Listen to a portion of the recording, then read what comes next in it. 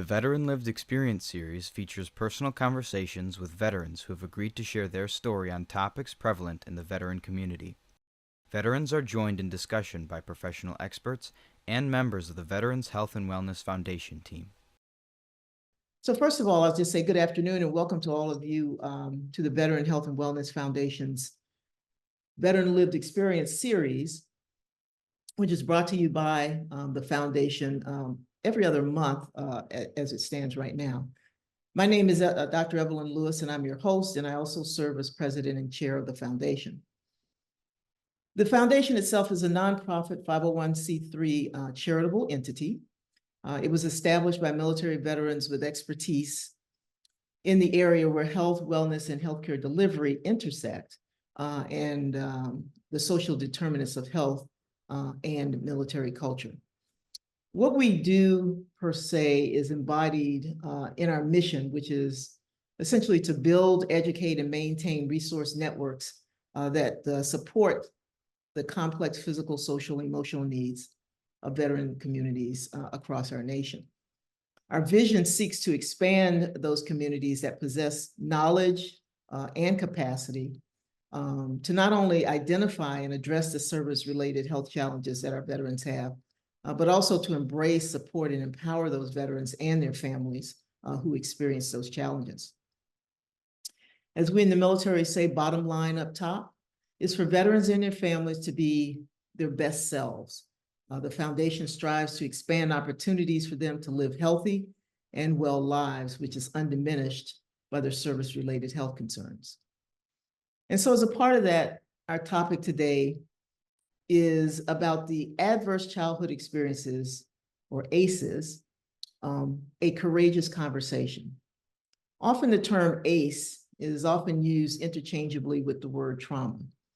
While ACEs are a form of trauma, research is distinguishing ACEs from the more general term and examining why this type of trauma may be particularly important.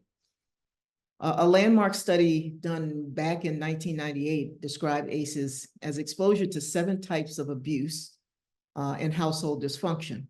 Some of those were physical abuse, sexual, psychological, parental substance misuse, parental mental illness, a mother who was battered or treated violently by a domestic partner, and parental incarceration. All of these things happening prior to age 18.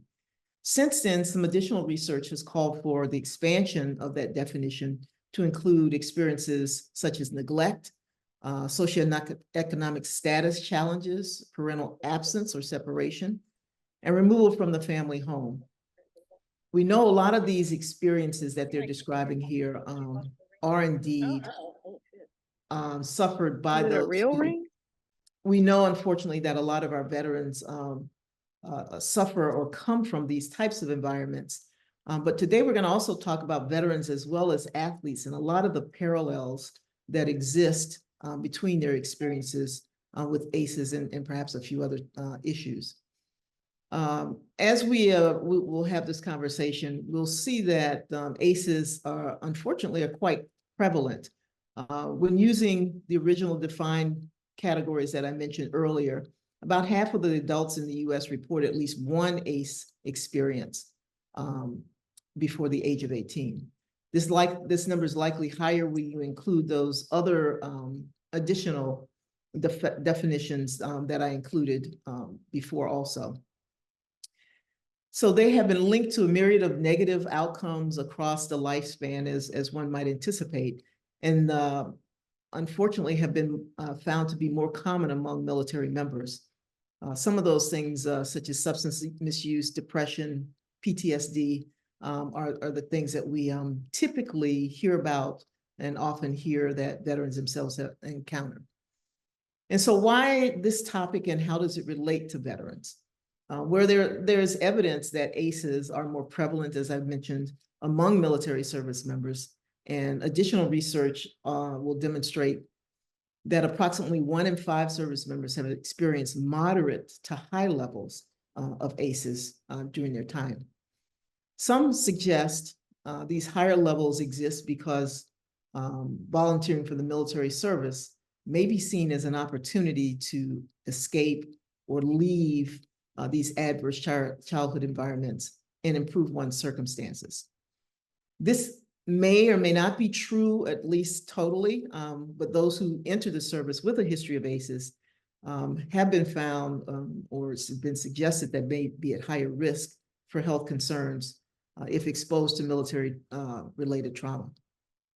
There's also a growing body of evidence that indicates that service members who report ACEs are more likely to report post-deployment mental health concerns compared with service members with similar military-related trauma without childhood adversity or ACEs.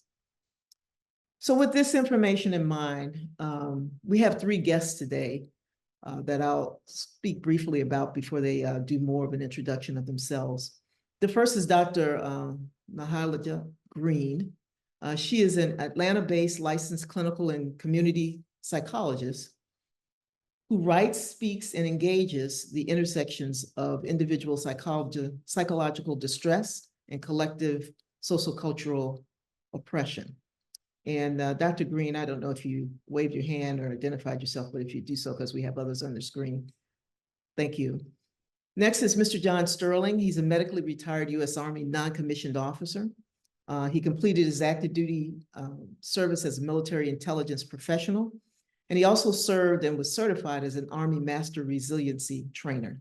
Mr. Sterling, could you wave at folks for me? And then we have Mr. Rennie Curran. He is a former professional athlete who currently serves as an active keynote speaker, author, and CEO of Game Changer Coaching. Mr. Curran, could you raise your hand for us? Thank you. Thank you. So I'm going to begin here with a question for John before we kind of dive deeper into the topic. Would you give us a bit more background on your organization, Alphas and ACEs, and how it relates to the experience of veterans and athletes and others actually in regard to our conversation today? Absolutely. And thank you, Dr. Lewis, for the warm introduction. Thank you for everyone that's joined. A part of this conversation, being courageous, involves courageous individuals showing up, because what I know to be true about tough conversations is that the minute we associate ourselves with people that have gone through something, we're part of that ecosystem. And so I just want to thank everyone for showing up. I know or know-ish each one of you on the call so far, and so this is really personally gratifying. Dr. Lewis, this platform within my organization, I do what I call a behavioral health leadership platform through my organization, but Alphas and ACEs was born out of a personal and lived experience under which I experienced some things as a child, and we'll get into that later. But what it ended up doing was revealing my own and I guess allowing me to become familiar and create a relationship with my own actual self that I had spent decades hiding, and I didn't even know I was doing so. And so when you talk about the military and the facade that we sometimes create for ourselves or with athletes, it's something that is a tough thing to come alongside. But because I had a life experience recently in 2022, I literally lost my entire family, my wife and kids, for about 16 months as a result of some things that kind of culminated. Not all results from my adverse childhood experience, but certainly part and parcel of that. So what I did is I began to take ownership and began to become very curious about my own circumstances. And what that did is led me to become curious about other people that might have had an experience like myself. And so I went on somewhat of a quest for almost 2 years to try to get information from myself. Who is John Sterling? Who really is this guy? Not who people thought he was. And then come alongside people that are represented on this call, many of which have been part of my life and my journey. But Dr. Lewis, to your point, we do happen to have Rennie Curran, friend of mine, good friend of mine, that was an NFL athlete, played at the University of Georgia, played high levels wherever he was at. he represents athletes, but he also represents a segment of society that you and I have talked about, Dr. Lewis, that needs to be included in this veteran conversation, which is civilians. We need to be able to find ourselves in the same space, having conversations which bring us together as opposed to pull us apart. So Alphas and Aces is a labor of love, love for myself, love for my family, and an opportunity to become more in alignment with the man that I am through the experiences I've had, and a much more richer and more informed individual as I've come alongside individuals like Rennie, like Dr. Green, like yourself, Buddy Curry, others on this call. And so it's just, it's an opportunity to create a culture. And what we talk about in this particular culture is that our currency is really three things. It's vulnerability, it's authenticity, and it's audacity. And that last one, you'll see happening on this call. We say things that culturally aren't normative. We lean into things that probably aren't popular or comfortable. And we'll talk about that level of comfortability versus discomfort. Dr. Green has helped me understand in these conversations.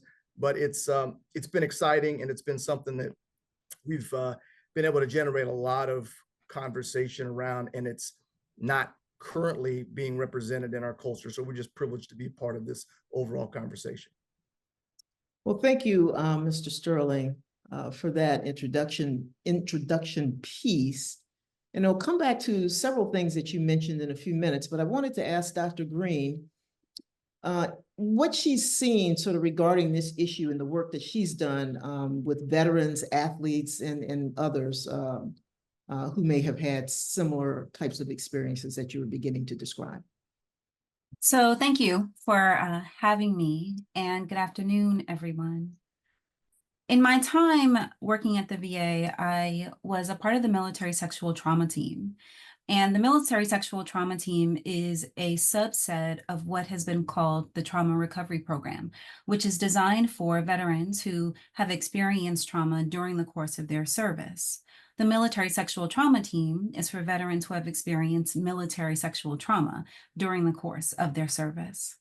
Now, the majority of people who came to me had experienced trauma not only within the context of their service, but also beforehand. And in my experience, there was kind of a compounding effect. And so it wasn't necessarily that a person came and said, well, you know, during my second year of military service, I was assaulted by my superior officer. And even though I had an experience when I was 5, it's the military officer experience that is the only one that bothers me.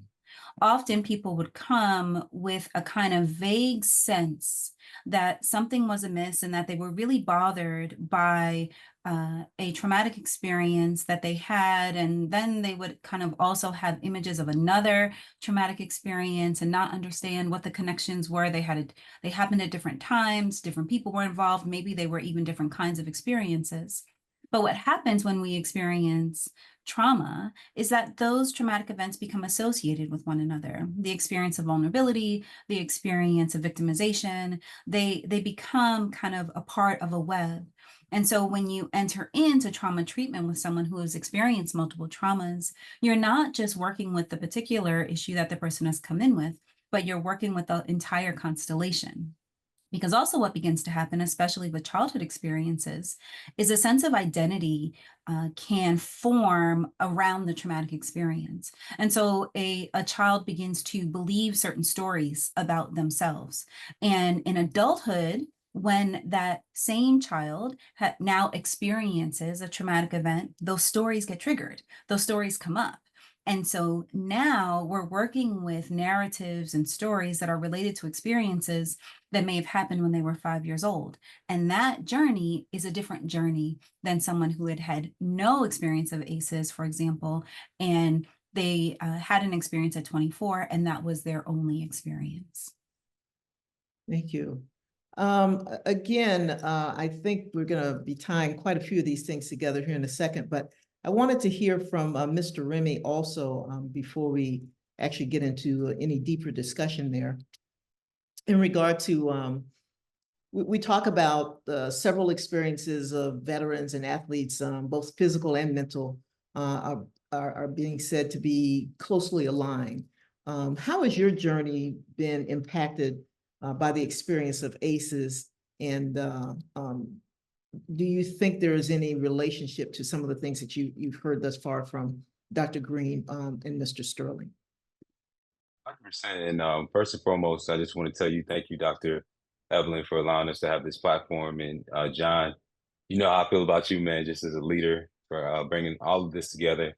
And I got to give a special shout out to another guy who's on the call, Buddy Curry, because he's one of those guys who's had a major impact in my life, man. So many mentors and people who poured into me like him, man. So thank you as well for being on. But for me, just as an athlete and thinking about, ACEs and alphas and just the platform that we're building, there's so many connections when it comes to being an athlete as it relates to this conversation and the veterans that we're talking about serving and helping. When I think about our shared experience, I think about how there's so many similarities around what we gain when we are part of these different groups and what we lose when we leave them. So by that, I mean, what we gain are things like leadership skills and experiences. We gain discipline, we gain structure, we gain a brotherhood, we gain a lot of times a sense of identity and a purpose that a lot of times serves as a mask for whatever it is that we're dealing with before. Same thing in sports. You gain leadership, character, you gain accountability, you gain coaches, so many things. But the issue is when you leave these things, you lose a lot of that same structure, that brotherhood, that camaraderie, that sense of identity, sense of purpose, and you're only as good as your ability to perform, which is a lot of times attached to your value.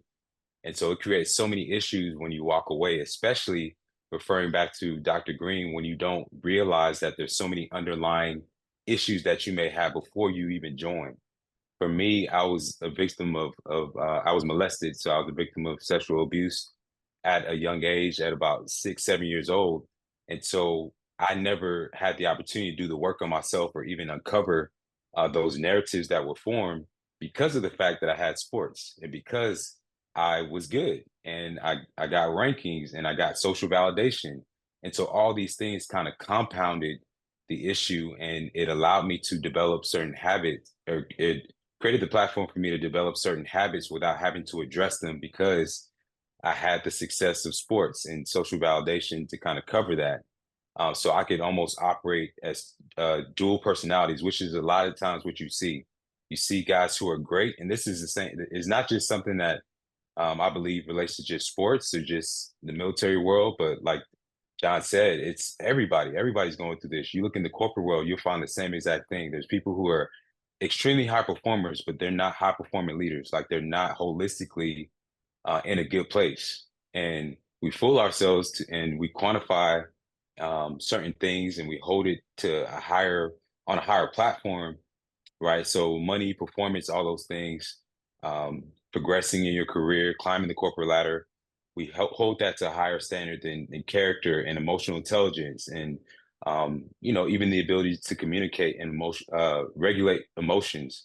And so what happens is you see that person continue to climb, and all of a sudden something on the personal side, whether it's family or just a disagreement, something happens that causes all of those accomplishments to almost lead to nothing. And so that's why I'm super passionate about being on this platform, because I think this is such an important conversation to have and something that everybody is dealing with in some capacity. If you're not dealing with it personally, then you know someone who is. So yeah, I'm glad to just be able to bring my experiences as an athlete to the forefront, because I feel like there's so much of this still happening. It's an ongoing cycle. And in the world of sports, it's such a culture that needs to shift. And it starts very, very early. The coaches, a lot of them need the same support that we're talking about today, because they're the ones who are leading the next generation. And a lot of times they're creating the same cycle that has been perpetuated. So I could go on and on talking about this, but this is just some of my thoughts concerning this. And I once again appreciate you all having me on. All I can say is, wow. I mean, if we were looking for any more clarity around the terms alpha and ACEs and how we got to that point, you certainly cleared that up for us. So John, with that in mind, and that being the sort of name of the organization that you have formed here, How did you get to that point? You spoke a little bit about you having had an experience that, you know, took you down a road for a couple of years, and it allowed you to grow and to better understand some things. So was that what led to you thinking, I need to formalize this so that we can have a place where this can be discussed openly and dealt with, and where people can feel comfortable with doing so? Yeah, Dr. Lewis, absolutely. And you had a front row seat to that, right? You saw what happened. Buddy Curry had a front row seat to that. Other people, Rennie came in a little late, but we had a very, very informed conversation at a conference we were both speaking at. And he let me know in certain terms that we had a lot more in common than I might have imagined. But what I want to first say, and this is really important in the context of this conversation specifically, and I think by way of you know, the design, there are a lot of people on this call that represent a demographic in our culture that does not talk about anything mental health, behavioral health related, and those are people of color. So we have a bunch of people right now, almost all of us, I believe all of us now, Buddy dropped off. Thank you, buddy. Just kidding. That we're all people that represent a culture that does not have language for this particular conversation. And I was just able to speak. I'm sitting here at Morehouse College in Atlanta, Georgia, where I do some work in the leadership space. And there's a young man that's on this call today. I met him exactly one time. We had one conversation of significance, and this was the topic, what we're talking about right now. And he understood. I said, you need to show up if you can, be responsible, do your thing with school, but you need to be in this conversation. He's here right now with us. And I say all that to say is that when I looked into his eyes, we were speaking the same language. And so, Dr. Lewis, what I wanted to do was create a platform where there was actually an organization that would create safe space with structure, no stigma, where you could come in and operate with normalized conversation around really difficult, problematic issues. And then at the end of the day, we're not just talking about sharing war stories. We're asking the question, so what? What do we do with this? How do we get in front of people like the Dr. Greens, Dr. Lewis's, other people that have the ability clinically to address? But before that even happens, Dr. Lewis, I knew from my experience in the military, I knew just from my conversations with Rennie Curran, with you, with other people that I'm getting to know, this notion of peers talking to peers is really, really powerful. And it becomes a portal for what needs to come next. But we're not sitting in front of somebody with our peer with a clipboard and a white jacket. We're sitting in front of someone, as Dr. Green told me, and really gave, you know, some language to, there's not a power over structure. There is a among, we're with each other, right? We can come alongside one another with a common understanding, with not too much reason to explain anything, right? When Rennie and I first started having a conversation, I share his experience. Between 7 and 10 years old, I was molested in the home that I grew up in Boulder, Colorado, right? The difference is that my epiphany and what led to me understanding that surfaced at 55 years old. When I went through a traumatic experience, and I love what Dr. Green's doing right. She's validating. She's north and south. She's smiling because that's a thing. Our brains can actually absolutely bury that stuff. And so here's what happens to John Sterling. I lose my family, and I on some level connected it with this thing that my wife never knew about. And she's in essence calling me a liar. She's saying that didn't happen. I know you want us back, but come up with a better story. Right? Well, here's the deal. That's human response when you're going through trauma and chaos. And thank God my wife and I are together now, having celebrated 33 years after that break of 16 months. But here's the deal. Where's the conversation around that in our culture? How do we make that pivot, that shift that Rennie's talking about? My suspicion is if the right people with the right message at the right timing and the right organizations can provide that runway into this conversation, that's gold. And that's what what we're trying to do right now with Alphas and Aces. So we've got a group of individuals that is led by myself. Rennie's part of it. We've got several other men around the country, and really are digging deep into story, but we're also digging deep into the so what, so we can come up with some ways to normalize this and then create outcomes that look like healing, health, and whole people. So, Dr. Green, in regard to the things that John just mentioned, the so what piece in particular, the epiphany he had about what happened to him at age, 6, 7, that didn't come alive until age 55. As you have worked with various people in your career and the work that you do, how do you see all of that coming together to form the so what that we are looking for as an outcome?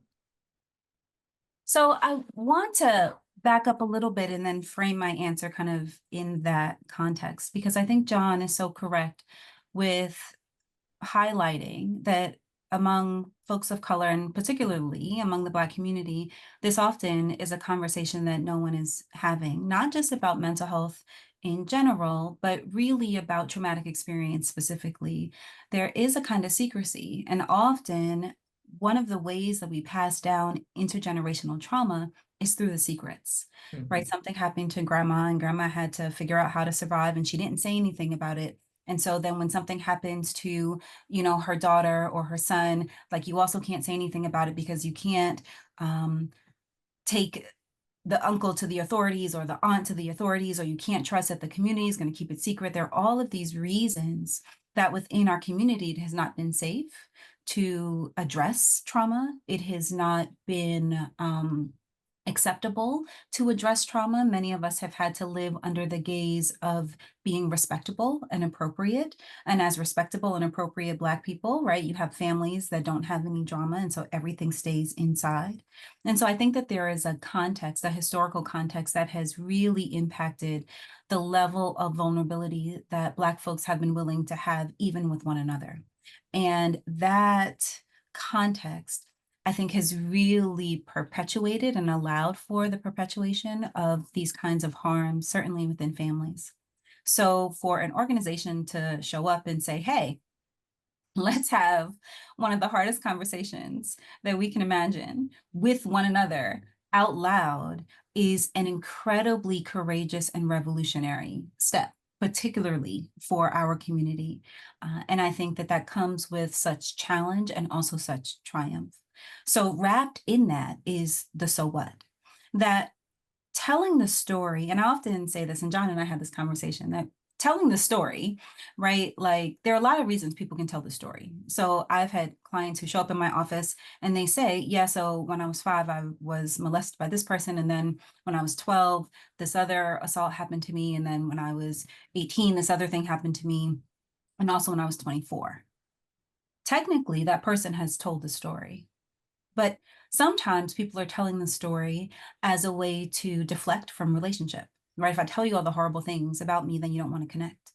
Sometimes people are telling the story in this very disconnected, disassociated way, where it's kind of like reading somebody else's story. There's no sense of presence with the story.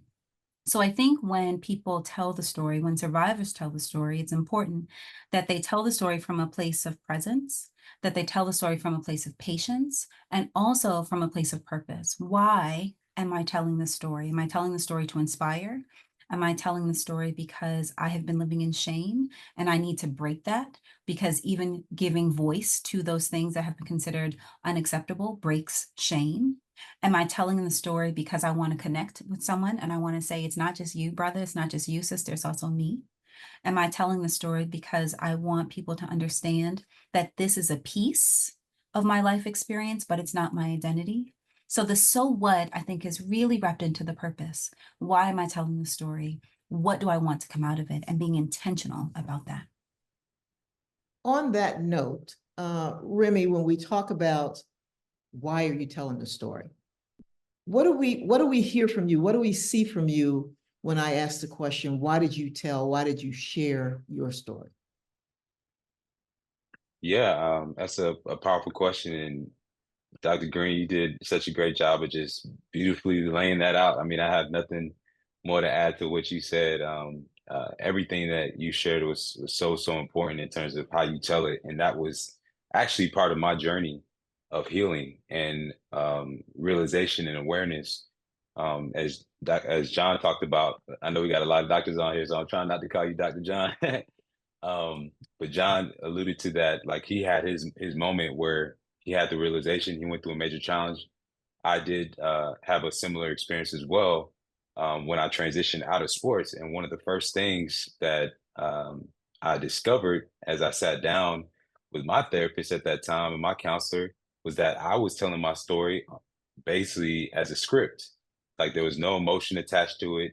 I had basically learned how to shut off my emotions based off my conditioning and everything. And through that realization, it really started that process of me tapping into my emotion, being present, all the things that Dr. Green just shared. And as I tell my story now, it definitely is coming from that place of wanting to empower and inspire someone else to let them know that they're not alone, because that is therapy in itself, just knowing that you're not alone, and that you're the only one that has gone through that as well. But then on the other side of it, just being able to share it as well, as she said too, it's also that overcoming of the shame, of the lack of understanding, because there's so many, as she shared before, there's so many narratives that form. There's so much guilt. There's a lack of just value that you place on yourself by even knowing that you went through that, even though you were young and you didn't understand what was happening. There's so many things that happen consciously and subconsciously.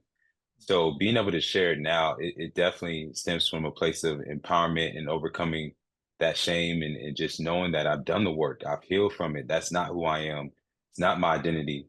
But it is something that needs to be shared because of the fact that I know there's still a lot of people who are in that space, a lot of guys who look like me, who you would never guess. Like I play linebacker. We're like one of the fiercest guys on the field. So the last thing you would think is a guy like me went through something like that at 6, 7 years old. And then the worst part about it is the habits that are formed because of that. The fact that like I'm seeking validation in different ways, being in a relationship. I can't be in a relationship for more than for more than 2 to 3 months. It's just an ongoing pattern that I can't figure it out. I'm not a bad guy, and I can't figure it out. And I know there's so many people who are stuck in those same places. Just being able to speak to that as well too, I feel like helps to add value or some type of clarity, or plant a seed that can maybe help them move forward, even if it's just realizing that they're not the only one. So that's some of why I tell my story, and why I feel so comfortable being transparent about it. Well, it's interesting, some of the things that you said there. And what I want to get back with Dr. Green about is, Hmm. so how do you see the things that you just spoke about, the things that Remy just spoke about also, helping to normalize what we're talking about? Not the experience of what happened, but the ability to talk about it so that we can get to a place where those outcomes that we were talking about are feasible, are actually attainable. How do you see us utilizing this platform and other things that may be available to us, again, sort of normalizing or getting to a point where it is more normal to have these types of discussions within our cultural environment so that we can have better outcomes around these types of experiences? I think it's really helpful that Rennie is making very practical connections, because a guy who's 24 years old, he's in the military, he is an athlete, maybe he's well decorated, he's celebrated, he looks a particular way, he seems to have particular status, maybe operating from a place of ignorance in some ways, ignorance of his own motivations for his behaviors. Why am I in relationships for 2 or 3 months? Well, maybe it's just because I'm afraid of commitment, right? Or maybe I just haven't found the right person, or maybe like I'm just not mature enough. And maybe those are reasons, or maybe there's something deeper than that. Maybe there's some anxiety, some discomfort around vulnerability. Maybe there's something that comes up when intimacy comes into play. And if there is the opportunity to take the time to become curious rather than judgmental, but curious about that experience and about those motivations, then a person might find, huh, there are some memories I have, or there are some experiences that maybe I haven't thought about for a long time, or maybe I haven't talked about, or maybe I've dreamt about, but I've kept it very quiet and secret and tucked away. I wonder if those things would have anything to do with how I'm showing up this way, especially when people are showing up in ways that feel separate from what they consider their values to be, right? If I'm engaging in this behavior and it feels really different than how I understand myself, then if I give myself time to really investigate why I'm engaging in this behavior, that can give me a lot of very useful information. And I think that is a very useful conversation to have, and a way of really operationalizing or bringing into a concrete form why we need to have these conversations in the first place. That it really is a way of promoting self-knowledge. And from that place of self-knowledge, we can create behavior change that is meaningful and lasting and will really allow us to get to the lives of meaning and fulfillment and joy and peace and connection that all of us want and all of us need. And so by having these conversations in these kinds of forums, by having these conversations on panels in front of audiences, by having these conversations from people who are really thoughtful and skillful and able to recognize that even the listeners are in different places in their journey, I think it allows for people to enter the conversation at whatever point they're in and to find a place to land. And so I think that's the kind of framework where normalization can happen. Make it practical, make it accessible, make it skillful. So John, with this platform of Alpha and ACEs, making it comfortable, as Dr. Green was saying, after providing this space for people to come and have conversations, like we're having today, what else will Alphas and ACEs offer to continue to support someone who's come to a platform like this, shared a part of their journey or all of their story? Right. What other resources can they expect from ACEs, Alphas and ACEs, to help them continue along that pathway to getting additional help if needed? Great question. And one thing I will say, and this is a statement that came from one of Dr. Green and I's many conversations, but what I have as a singular goal is that we change cultural norms.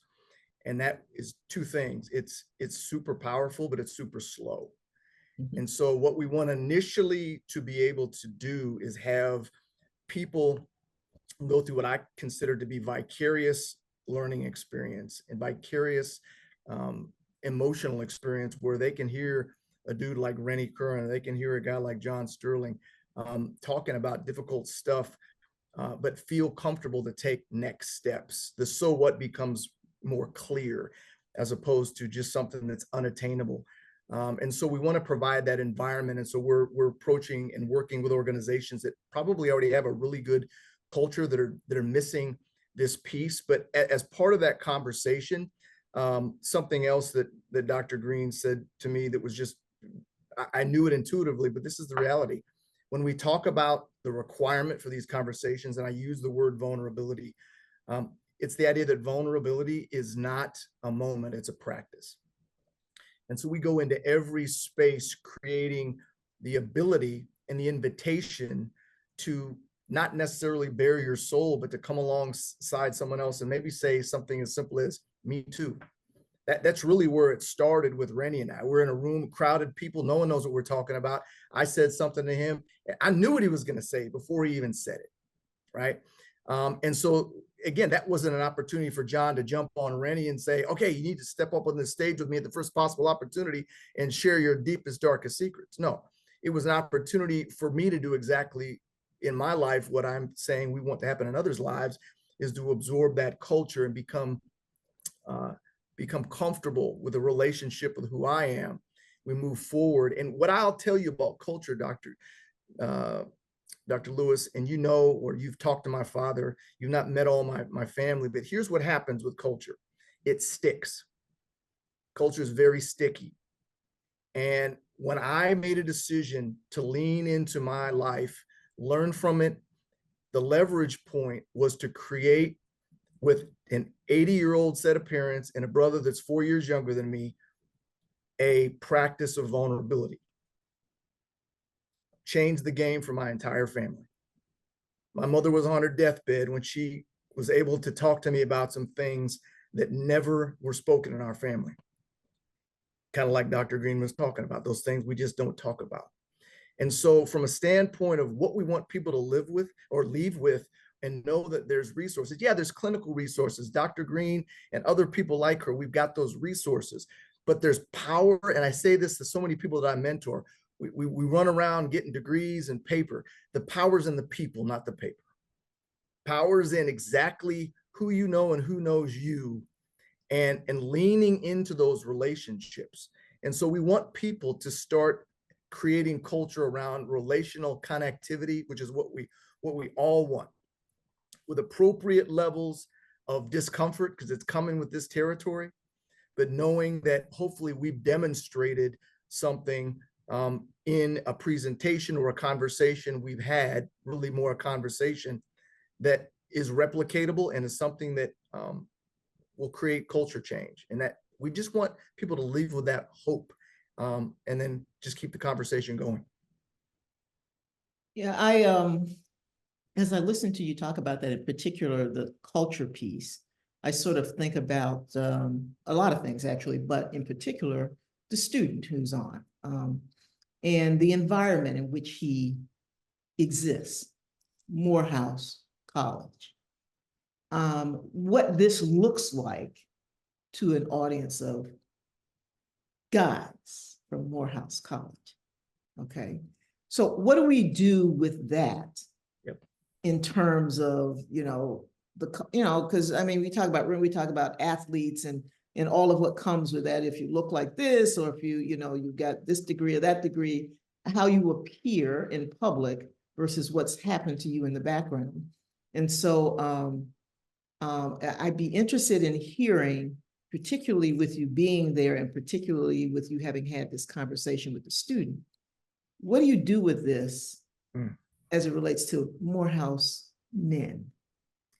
Yeah, well, and I'm gonna not put Michael on the spot, but this young man is absolutely impressive from jump. But he and I again talked today for the first time, and it was interesting. I left him with the thought of what you just said, Dr. Lewis. The most respectful, dignifying question any human being can be asked in their brokenness is not what's wrong with you. It's what happened to you. And that leans into that curiosity piece. I'm going to come alongside, because when I ask that question, I now need to shut up and listen. And I need to contextualize everything that I have relationally with that individual around what's coming back at me. So when we talk about a Morehouse College, Spelman, whatever, like these young individuals that have so much stuff coming at them, and I run into a guy like Mike, and he tells me, and this is in a group, he's already said it out loud, but he says, look, early days in my life were rough. Pops was in prison. That's ACEs right there, right? And we need to be able to connect the dots for people. And the first thing some of his peers, back to that peer concept, might lean into is that, well, that's not real comfortable. I'm trying to protect Pops. I'm not trying to have people know that we have these issues floating around in our family. So we normalize, and then I'll use Dr. Green's word, operationalize. What does operationalize look like? For this guy, it looks like more talking. It looks like more engagement. It looks like leveraging people that are relatable. And I just told Mike this morning at about 12 o'clock, just before noon. I said, there's a big deal platform at Morehouse called Crown Forum. Every young man on this campus is required to go there. I said, I want this conversation on that stage. And he got a big smile on his face. He's like, yeah, he might have said something like, that's dope. I think that's what kids are saying these days. I'm not sure. But, but the idea is like, there's already buy-in. He's 21, I'm 57, and we are speaking not just the same language, but the same dialect. He gets it, right? And he also understands that his trauma from his father being incarcerated and my trauma for what happened to me don't have to match. We just have to understand pain. We just have to understand discomfort. And from a generation gap from those two ages, that was a powerful conversation. So I agree with you in terms of, you know, the trauma is not having to be the same or equal or what have you. However, when you talk about culture and the impact like something like this has, it does matter to a certain degree. And so, Dr. Green, I'll ask you this. So in line with what John was talking about there, and my question about how do you broaden this conversation among the men of Morehouse, particularly when you're talking about a trauma like sexual trauma or molestation at an early age for you as a male. How do you put that on that broader platform that you were talking about? Is that how you begin? Is that, or will that cause people to shut down or open up? You know, so I think it's a very kind of nuanced dance, if you will. But Dr. Green, I'd just like to hear your thoughts around that. So I think there are a lot of questions in there, and I think that's important because you're absolutely right. This is a nuanced dance, and it's one where I think we're all still learning the steps, right? And so some of it is trial and error, right? Kind of figuring out, how does this fit? How does this work? No, that doesn't so much do that. Kind of let's see kind of what this forms into. A note on culture. I think sometimes we talk about culture like this massive external thing that we all just kind of get sucked up into. Culture can really be reduced to habits, and it's habits that we have imbued with meaning. So in my household, we have a culture of taking our shoes off. And that is a habit because you don't want to bring in outside dirt inside. Now, we can create a lot of meanings around that, but functionally, it is a thing that we are doing. It's a practice. Someone could come in and have a different culture of wearing their shoes in the house. And depending on how receptive we are to that or not, that could shift the culture. So when we talk about culture change, what we're talking about is habit change. So instead of secrecy, we lean into vulnerability. Instead of the masks, we lean into authenticity. Instead of shaming and blaming, we lean into curiosity. Instead of these narrow definitions of masculinity, for example, we lean into broadened, expanded understandings of human experience. And so when we think about cultures like that at Morehouse, like that of the military, like that of many of these sports associations, where there are pretty narrow definitions about what's acceptable and what's not acceptable, that in and of itself can be a chokehold on people being able to explain and understand their own fullness of their experience. So I think we have to start with being able to have a conversation of an expanded sense of identity. And in having that conversation, understanding that there's room for all kinds of experiences, that there's no such thing as the singular Morehouse man. There's no such thing as the only way to be an athlete. There's no such thing as the only way to be a service member, but that there's a whole lot of diversity in that. And when we make space for that, when we include psychoeducation, when we include skills for having difficult conversations, when we include ways that people can learn how to cope that are healthy and meaningful, I think it does really allow for us to create culture change, to be examples of culture change, and to give people something to kind of sit in and land on. And I think that is universal, despite what kind of trauma we're talking about. Now, the question inside of that, the kind of trauma you experience matters to some extent. right? Like there is something about being able to say, I experienced sexual trauma and you also experienced sexual trauma. And so there are understandings that we have about that. My parents were incarcerated, your dad was incarcerated, there are understandings that we have about that. And so it could be helpful to have smaller groups where people are able to have those kinds of conversations. It could be helpful to have topic specific kinds of conversations where we do delve into some of the nuances of some traumas versus others. I think part of the difficulty is you don't know who's showing up to the conversation. And the people who are showing up may or may not be in a place of disclosure. And so I think that is something that's hard to mediate. That's kind of a self-selecting crowd. So we can say, we're talking about sexual trauma. And some of the people in the room may have experienced sexual trauma, but some of the people in the room may have experienced other kinds of trauma. So I think part of the dance that you're talking about, Dr. Lewis, is holding what are the universal aspects of these experiences and what are the specific aspects of these experiences, and how can we make space to honor both of those places? Thank you. The other question I have for you, John, is, the topic today applies across all genders, et cetera. We happen to have all guys on today.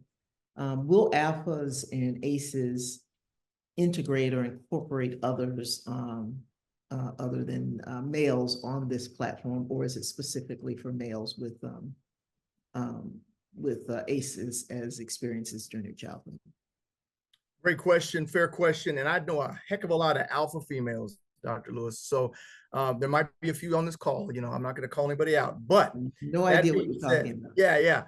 So our dudes are associated with women by default, whether that's their mom, sister, cousin.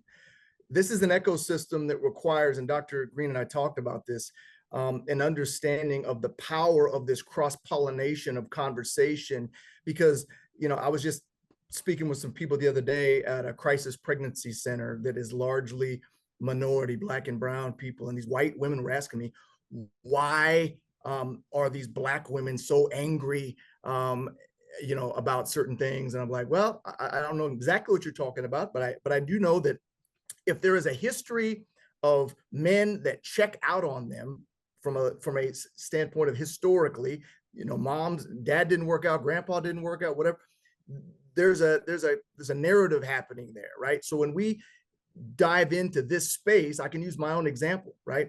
I had a wife that loved me for 30 years, continues to love me, but didn't have a clue about this conversation. And she needs to be able to turn to the left or the right and talk with another woman, a wife, a sister, a mother that went through the same mental gymnastics to try to understand what Rennie was just describing, why we can't commit. For me, I said, I gave the Heisman to my wife for years, right? Stay away from me, right? I'm not available emotionally to you. So what about that conversation? So this alphas and aces environment and the conversation extends well beyond what seems to be the case today. It extends well beyond the culture of Black and brown communities. It's a human conversation. And I think the more we are inclusive in that realm, and I think you or Dr. Lewis said it, we got to continually, or you or Dr. Green, we need to be continually evolving, have our ears open, our mouths closed, and understanding, what's happening so that we can continue to be appropriately relevant. This is a huge, huge conversation. I asked you that because I was speaking at a conference not too long ago in Texas, and one of the other presenters was a woman who'd had a number, or shall I say, recurrent episodes of the same type of trauma growing up, where her mother and her father had an interesting relationship. And anytime the father became combative or overbearing or whatever, she knew how to calm him down. And that solution was to offer her daughter to him. And so that became sort of a recurring, like I said, event in her life, which she grew up thinking was normal until, conversation somewhat down the line as she was older in school. And so that's kind of why I was asking that, because there are traumas, as we mentioned, in the general's respect, as well as more specifically around the things that we're talking about, that have been cross-pollinated, Yep.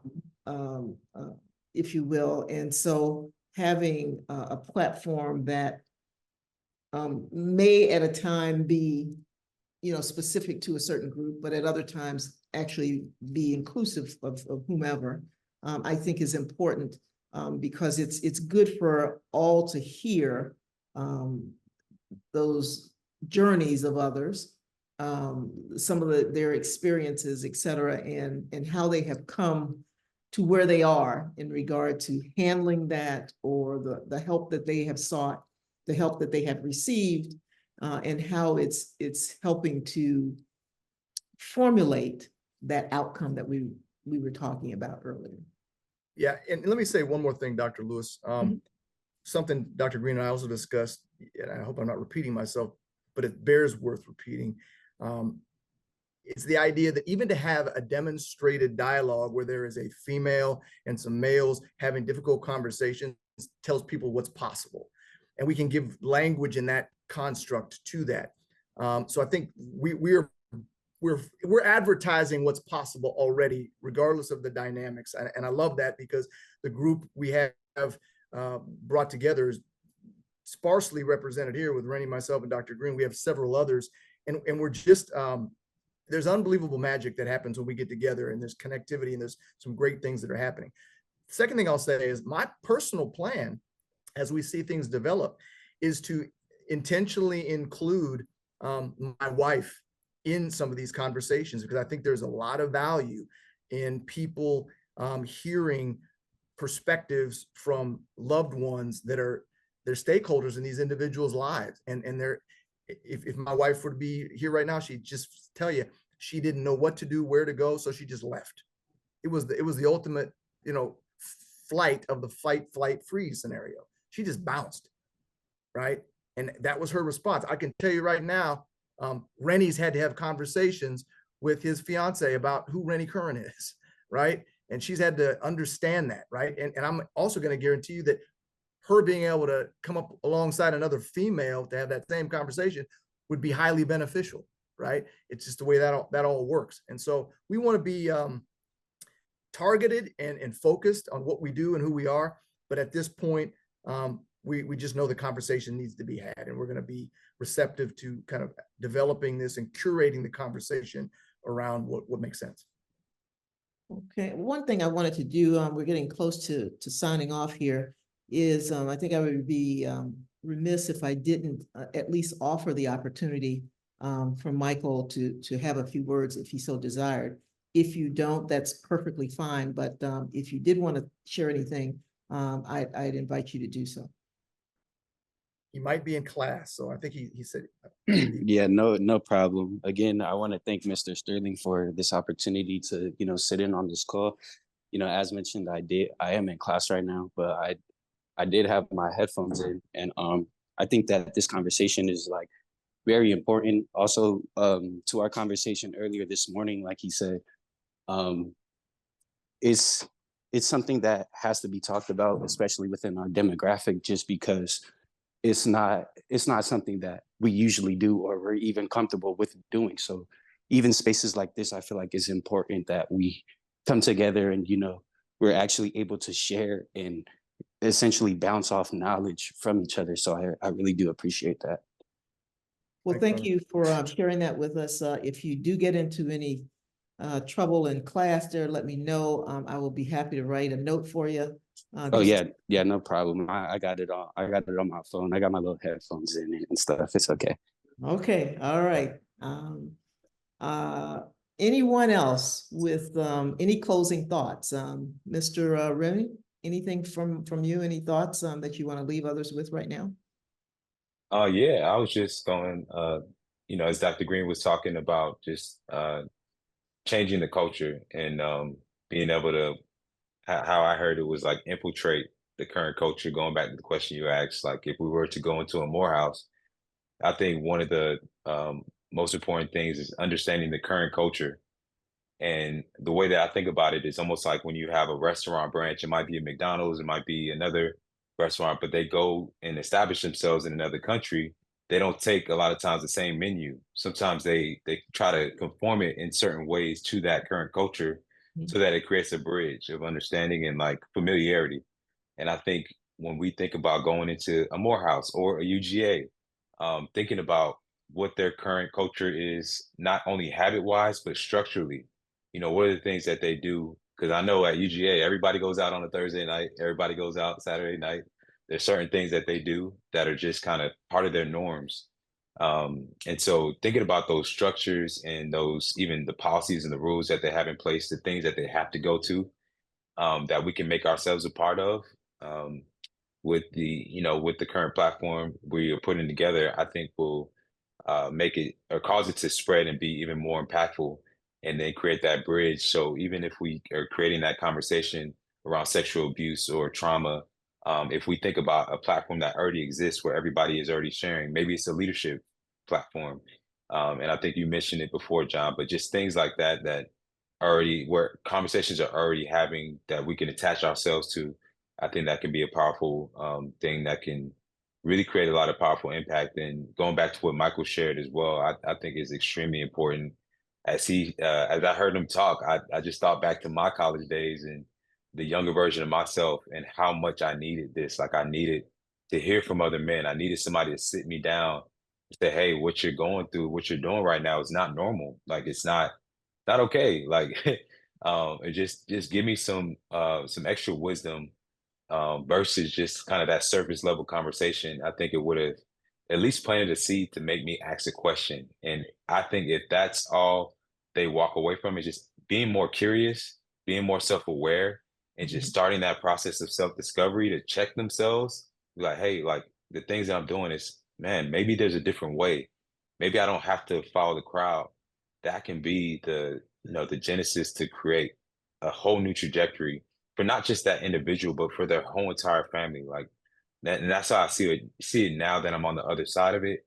Is like I have my daughter. She was born while I was in college. She's now going to be turning 16 this month, and the fact that I did that work, like I can't tell you how much, like how powerful it is. Just think about how she sees men and how she sees relationships based off the work that I've done on myself and how it just creates these ripple effects. So I'm really, really excited for this. And thank you all for your time and for allowing me to just share.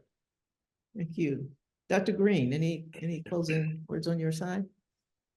I think Rennie did such a good job of closing us out. I would really like to just leave with recognizing the courage of folks who have shown up today, recognizing the importance of compassion as we continue kind of this journey, and also clarity, right? That we're clear with ourselves, we're clear with each other, we're clear with whoever comes into this space about who we are and what we're hoping and the gifts or the opportunities that we are inviting people to be a part of.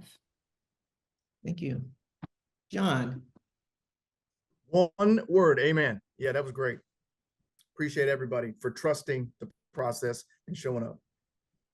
Well, thanks to all of you today for attending and sharing on this issue of ACEs, or shall I say alphas and ACEs. I've got to remember to say that in the correct order. I think it has significant meaning in that way. But I also want to share with folks who are here today, as well as those who will hear this when they play the tape off of YouTube or off of the website, that this is version 1. This is a 3-part series. So there are 2 more of these conversations to occur, and we'll get sort of deeper into the issue, if you will, as we move along.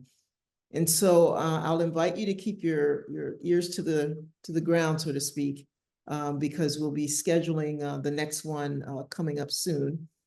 And I hope that you'll join at that point too, to continue to learn more about the issues that we're talking about and how we actually get this conversation where it ultimately needs to land, so that we get the most participation, the best outcomes, and get the awareness around a lot of the issues that will be discussed on this platform out to the greatest amount of people. So again, thank you all for your time today. If you have any additional questions, please feel free to email them through the website at www.my, V as in Victor, HWF as in Foxtrot.org. You can send the questions there. If I can respond to them, I will, but I will also share those questions with the panelists that we had today so that I can get their input, and then we will send those responses back to you. All right, then. Thank you again. Hope you all have a great rest of your week, and take care. Bye-bye. Thank you. Thank you. Bye-bye.